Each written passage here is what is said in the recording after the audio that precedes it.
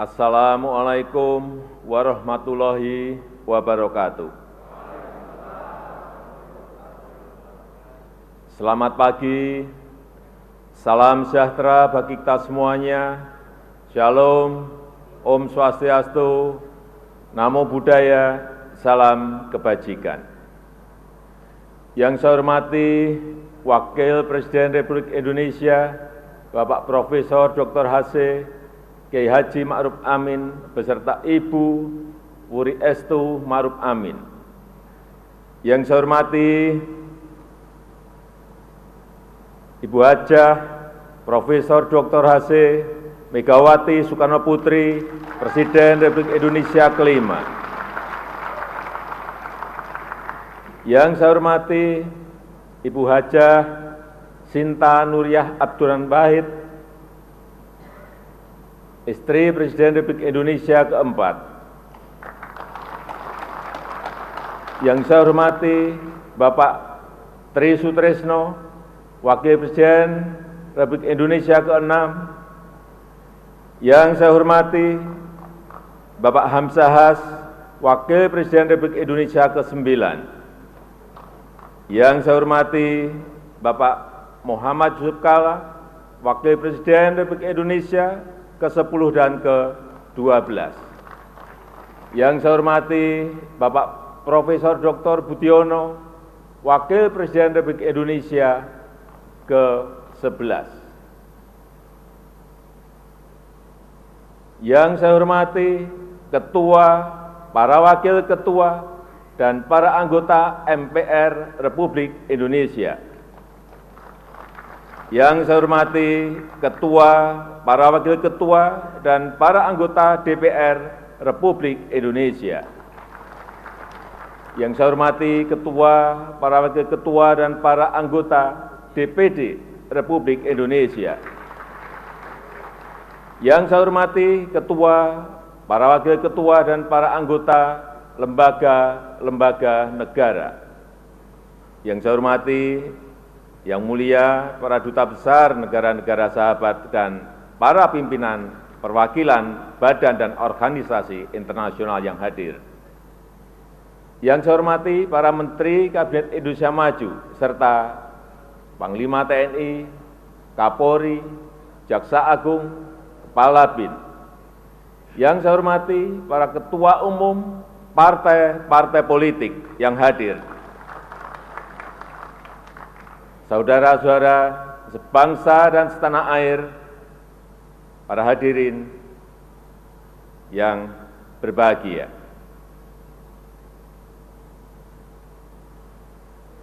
Tantangan yang kita hadapi saat ini sangat berat, sangat sulit,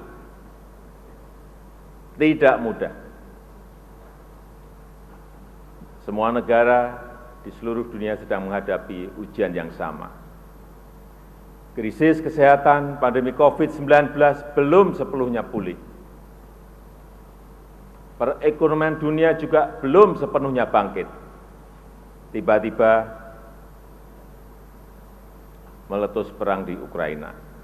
Sehingga krisis pangan, krisis energi, dan krisis keuangan tidak terhindarkan lagi. Kita tahu 107 negara terdampak krisis dan sebagian di antaranya diperkirakan akan jatuh bangkrut. Diperkirakan 553 juta jiwa terancam kemiskinan ekstrim dan 345 jiwa terancam kekurangan pangan akut dan kelaparan. Ujian ini tidak mudah bagi dunia dan juga tidak mudah bagi Indonesia. Semua ini harus kita hadapi dengan kehati-hatian, dengan kewaspadaan. Namun, di tengah tantangan yang berat, kita patut bersyukur Indonesia termasuk negara yang mampu menghadapi krisis global ini. Negara kita Indonesia termasuk negara yang berhasil mengendalikan pandemi COVID-19, termasuk 5 besar negara dengan vaksinasi terbanyak di dunia, yaitu 432 juta dosis vaksin yang telah kita suntikkan. Inflasi juga berhasil dikendalikan di kisaran 4,9%. Angka ini jauh di bawah rata-rata inflasi ASEAN yang berada di sekitar 7%. Dan jauh di bawah inflasi negara-negara maju yang berada di sekitar 9%. Bahkan sampai pertengahan tahun 2022 ini, APBN juga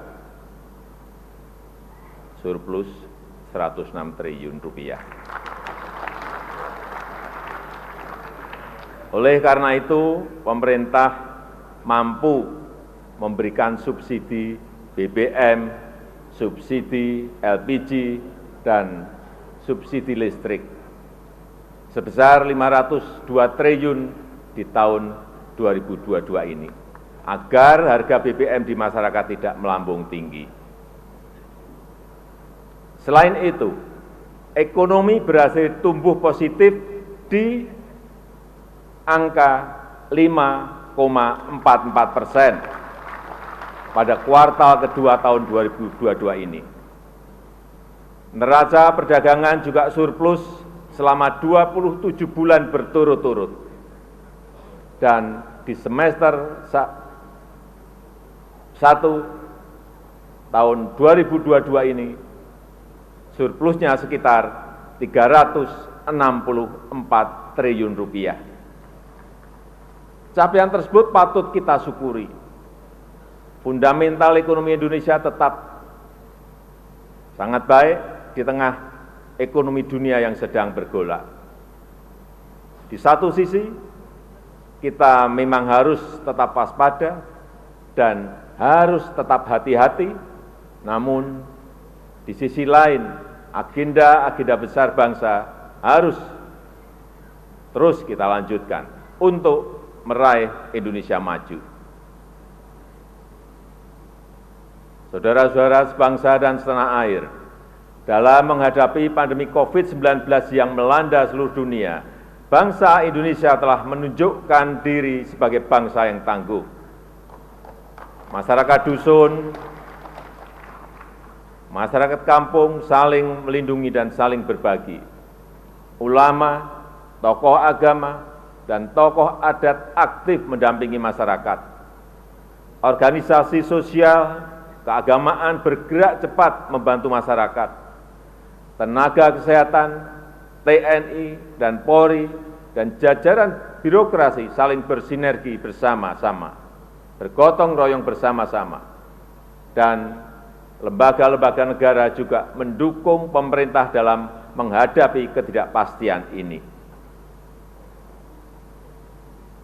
Kalau kita mampu mengelola pandemi dengan baik, artinya kita juga insya Allah pasti mampu mengelola agenda-agenda besar lainnya dengan baik pula. Inilah kekuatan pertama kita untuk membangun negara kita Indonesia. Kekuatan kedua Indonesia adalah sumber daya alam yang melimpah. Wilayah yang luas, dengan keanekaragaman hayati terkaya di dunia, pasti menjadi kekuatan besar Indonesia jika kita kelola secara bijak dan berkelanjutan. Syaratnya satu, harus dihilirkan dan diindustrialisasikan di dalam negeri agar nilai tambah bisa maksimal untuk kepentingan nasional. Hal ini akan membuka lapangan kerja, meningkatkan ekspor, menghasilkan devisa, meningkatkan pendapatan negara, serta mendongkrak pertumbuhan ekonomi. Kekuatan ketiga kita adalah bonus demografi. Jumlah penduduk yang sangat besar dan didominasi oleh anak-anak muda usia produktif serta daya beli masyarakat yang terus meningkat akan menjadi motor penggerak ekonomi nasional kita dalam menghadapi kompetisi global. Kekuatan keempat adalah kepercayaan internasional yang meningkat tajam. Indonesia diterima Rusia dan juga diterima Ukraina sebagai jembatan perdamaian. Diterima negara-negara besar, walaupun geopolitik sedang panas. Dan juga dipercaya PBB sebagai champion dari Global Crisis Response Group untuk penanganan krisis global, baik krisis pangan, krisis energi maupun krisis keuangan. Dan tahun ini kita menjadi Presiden G20, organisasi 20 negara ekonomi terbesar di dunia. Dan tahun depan kita juga menjadi ketua negara-negara ASEAN. Artinya, kita berada di puncak kepemimpinan global. Dan memperoleh kesempatan besar untuk membangun kerjasama internasional. Kepercayaan besar dari masyarakat internasional ini juga bisa dirasakan di dalam negeri. Reformasi struktural untuk daya saing dan iklim berusaha terus kita lakukan. Ekosistem investasi dan pertumbuhan UMKM terus kita perbaiki. Hilirisasi dan manufaktur di dalam negeri juga terus tumbuh pesat. Pertumbuhan investasi juga meningkat tajam, di mana saat ini 52%-nya sudah berada di luar Pulau Jawa. Artinya ekonomi kita bukan hanya tumbuh pesat, tetapi juga tumbuh merata menuju pembangunan yang Indonesia sentris. Saudara-saudara sebangsa dan setanah air, dengan kekuatan dan peluang besar tersebut, kita mempunyai kesempatan besar untuk membangun Indonesia yang inklusif, berkeadilan dan berkelanjutan. Pertama, hilirisasi dan industrialisasi sumber daya alam harus terus dilakukan. Hilirisasi nikel misalnya, telah meningkatkan ekspor besi baja 18 kali lipat. Saya ingat di tahun 2014 hanya sekitar 16 triliun rupiah. Tapi di tahun 2021 kemarin meningkat menjadi 306 triliun rupiah. Karena sudah diekspor dalam bentuk barang setengah jadi maupun barang jadi. Dan di akhir tahun 2022 ini, kita harapkan sudah bisa mencapai 440 triliun rupiah. Itu hanya dari nikel. Sekali lagi, itu hanya dari nikel. Selain penerimaan pajak, devisa negara juga naik, sehingga kurs rupiah lebih stabil. Sekarang ini Indonesia telah menjadi produsen kunci dalam rantai pasok baterai litium global. Produsen mobil listrik dari Asia, dari Eropa, dan dari Amerika ikut berinvestasi di negara kita. Setelah nikel, pemerintah juga akan terus mendorong hilirisasi boksit, hilirisasi tembaga, dan hilirisasi timah. Kita harus berani, kita harus membangun ekosistem industri di dalam negeri yang terintegrasi, yang akan mendukung pengembangan ekosistem ekonomi hijau dunia. Yang kedua, selain hilirisasi, optimalisasi sumber energi bersih dan ekonomi hijau harus terus kita tingkatkan. Persemaian dan rehabilitasi hutan tropis dan hutan mangrove serta rehabilitasi habitat laut akan terus dilakukan dan akan menjadi potensi besar penyerap karbon. Energi bersih dari panas matahari, panas bumi, angin, ombak laut, dan energi bio akan menarik industri penghasil produk-produk rendah emisi.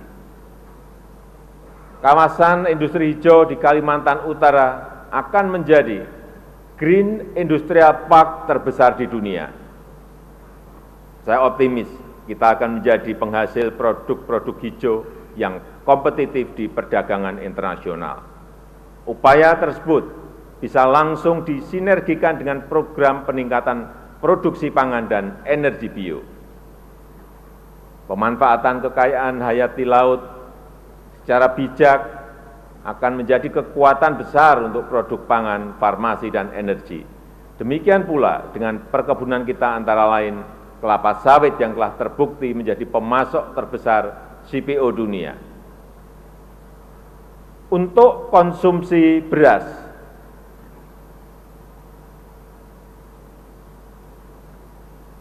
kita sudah tidak lagi impor dalam 3 tahun terakhir.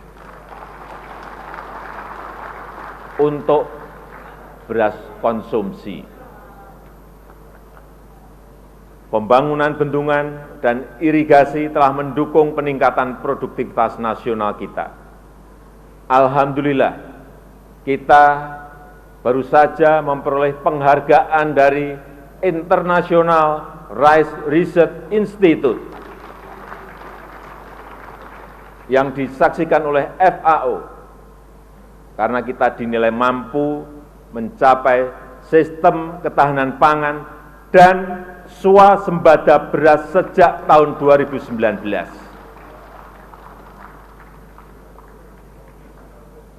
Yang ketiga, perlindungan hukum, sosial, politik, dan ekonomi untuk rakyat harus terus diperkuat. Pemenuhan hak sipil dan praktek demokrasi, hak politik perempuan, dan kelompok marginal harus terus kita jamin. Hukum harus ditegakkan seadil-adilnya tanpa pandang bulu. Keamanan, ketertiban sosial, dan stabilitas politik adalah kunci. Rasa aman dan rasa keadilan harus dijamin oleh negara, khususnya oleh aparat hukum dan lembaga-lembaga peradilan. Demikian juga dengan pemberantasan korupsi terus menjadi prioritas utama. Untuk itu, Polri, Kejaksaan, dan KPK terus bergerak. Korupsi besar di Jiwasraya, Asabri, dan Garuda berhasil dibongkar dan pembenahan total telah dimulai. Penyelamatan aset negara yang tertunda seperti kasus BLBI terus dikejar dan sudah menunjukkan hasil. Skor persepsi korupsi dari Transparansi Internasional juga naik dari 37 menjadi 38 di tahun 2021.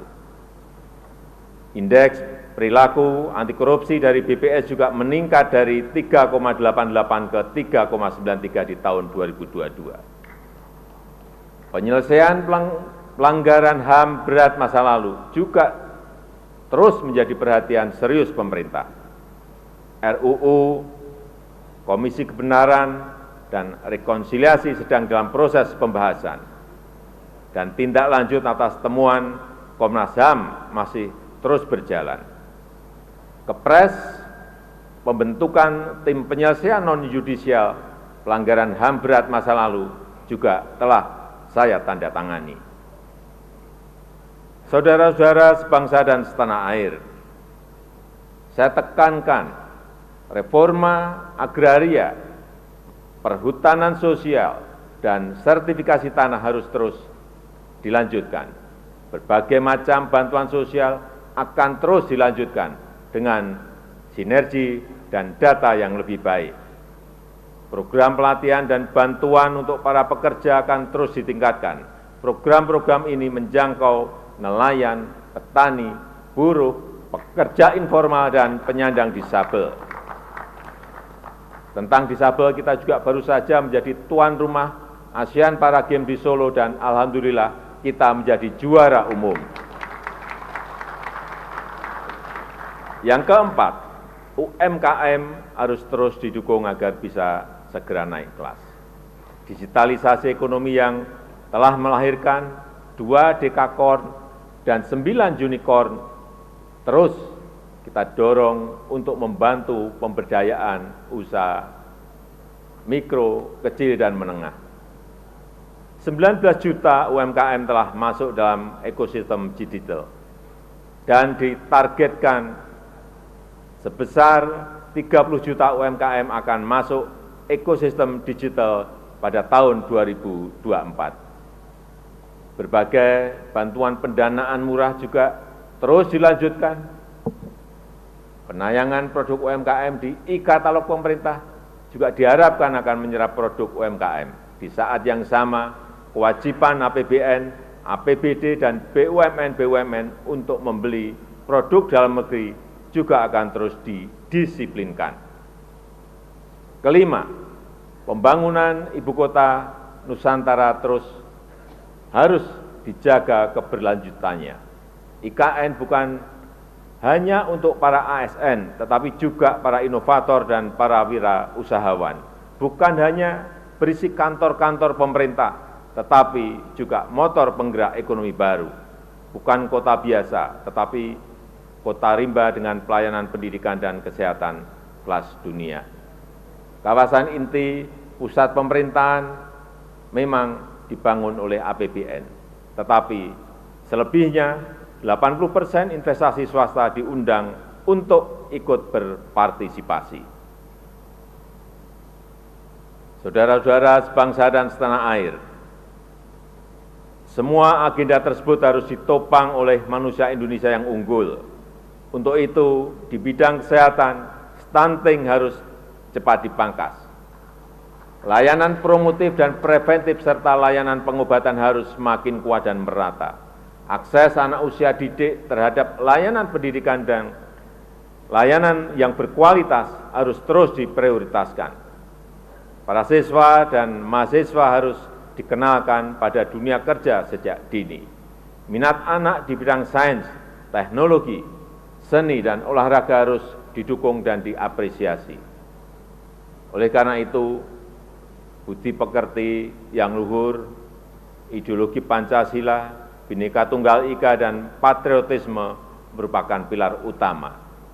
Seni dan tradisi lokal dengan semangat kebangsaan harus terus digairahkan. Karya sastra dan film, karya seniman muda harus terus didukung. Dana abadi kebudayaan akan terus kita tingkatkan sesuai kemampuan fiskal pemerintah. Adapun untuk tahapan pemilu yang sedang dipersiapkan oleh KPU, harus kita dukung sepenuhnya. Saya ingatkan, jangan ada lagi politik identitas, jangan ada lagi politisasi agama, jangan ada lagi polarisasi sosial. Demokrasi kita harus semakin dewasa, konsolidasi nasional harus diperkuat. Dan terima kasih kepada ulama, tokoh agama, tokoh masyarakat, dan tokoh kebudayaan yang telah berkontribusi besar memperkokoh fondasi kebangsaan kita, serta merawat persatuan dan kesatuan nasional. Saya juga mengharapkan dukungan dari semua lembaga negara untuk menjaga dan membangun demokrasi di negeri kita ini, untuk memperkokoh ideologi bangsa. Saya menghargai upaya MPR dalam mendorong pengamalan Pancasila, mengkaji substansi dan bentuk hukum pokok-pokok haluan negara, serta menggagas kerjasama internasional dalam mengatasi permasalahan global. Dukungan DPR dalam menghadapi krisis kesehatan dan perekonomian telah mampu membantu pemerintah. DPR telah mendukung beberapa transformasi besar, antara lain Undang-Undang IKN dan Undang-Undang Harmonisasi Peraturan Perpajakan, serta Undang-Undang Tindak Pidana Kekerasan Seksual. DPD sesuai dengan kewenangannya telah ikut berperan dalam menyusun beberapa rancangan undang-undang, terutama terkait dengan otonomi khusus dan pembentukan provinsi-provinsi baru. Reformasi pelayanan hukum di Mahkamah Agung terbukti telah meningkatkan kualitas penyelesaian perkara. MA terus mengedepankan keadilan restoratif. MA juga telah meningkatkan akses pelayanan hukum yang berkeadilan bagi masyarakat. Mahkamah Konstitusi telah meningkatkan pelayanan penegakan konstitusi secara efektif. Sistem peradilan berbasis elektronik semakin memudahkan akses masyarakat. Peran MK sebagai tuan rumah Kongres MK sedunia juga patut diapresiasi. BPK telah menjaga sinergi antara kualitas tata kelola keuangan negara dan fleksibilitas dalam menghadapi krisis. Ini sangat membantu pemerintah. Rencana penyelenggaraan Supreme Audit Institution SAI 20 juga semakin memperkokoh kepemimpinan Indonesia di G20. Komisi Yudisial terus memberikan layanan prima dalam mengawal peradilan yang bersih dan berwibawa. Penanganan laporan masyarakat terkait lembaga peradilan telah membantu memberikan rasa keadilan kepada masyarakat. Saya juga mengucapkan terima kasih kepada lembaga-lembaga nasional yang lain sesuai wewenang dan perannya. Terima kasih kepada Bank Indonesia, Otoritas Jasa Keuangan, dan lembaga penjamin simpanan. Terima kasih juga kami sampaikan kepada Komisi Pemberantasan Korupsi dan Ombudsman Republik Indonesia, dan juga kepada Komisi Pemilihan Umum dan Badan Pengawas Pemilihan Umum, juga kepada Komnas HAM dan lembaga-lembaga nasional lainnya. Saudara-saudara sebangsa dan setanah air, saya tegaskan kembali bahwa kita harus selalu waspada, selalu hati-hati, dan selalu siaga. Krisis demi krisis masih menghantui dunia. Geopolitik dunia mengancam keamanan kawasan. Kita harus selalu eling lan waspada. Harus ingat dan selalu waspada. Kita harus selalu cermat dalam bertindak. Kita harus selalu hati-hati dalam langkah. Saya tegaskan kembali, agenda besar bangsa tidak boleh berhenti. Langkah-langkah besar harus terus dilakukan. Ada minimal 5 agenda besar yang tadi telah saya tekankan. Saya mengajak seluruh komponen bangsa untuk bersatu padu mendukung agenda besar bagi pencapaian Indonesia maju. Dengan komitmen, dengan kerja keras, dengan inovasi dan kreativitas. Semoga Allah Subhanahu wa ta'ala, Tuhan yang Maha Kuasa, senantiasa mempermudah upaya kita dalam meraih Indonesia maju yang kita cita-citakan. Amin, amin ya robbal alamin. Marilah kita bersatu padu untuk Indonesia maju. Indonesia pulih lebih cepat, bangkit lebih kuat. Dirgahayu Republik Indonesia, dirgahayu Negeri Pancasila, merdeka! Terima kasih. Wassalamualaikum warahmatullahi wabarakatuh. Om Santi Santi Santi Om. Namo Buddhaya.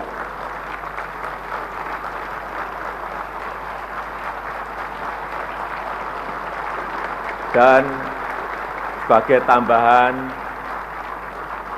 baju adat yang saya kenakan ini adalah baju Pak Sian, berasal dari Provinsi Bangka Belitung.